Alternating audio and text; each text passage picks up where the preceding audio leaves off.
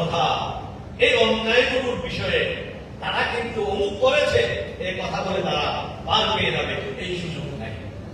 যেমন ওমর ফারুক রাদিয়াল্লাহু তাআলা বলেছিলেন, কারণ যদি ফোরাত নদীর তীরে একটা কুকুর না খেয়ে মরে, কাল হাসরের ময়দানে আমি ওমরকে পাকড়াও করা হবে।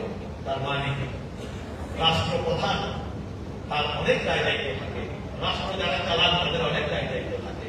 আজকের এই ঈদে মিলাদুন নবী অনুষ্ঠানের আজকের যে আলোচ্য বিষয়, এই বিষয়ের যে সমস্ত আলোচনা হয়েছে, এখান থেকে আমরা সেই সম্প্রীতির বিষয়ে শুধু আলাপ করলে হবে না। যারা সম্প্রীতি নষ্ট করছে তাদের বিষয়ে রাষ্ট্রকে চিন্তা করতে হবে, সিদ্ধান্ত নিতে হবে।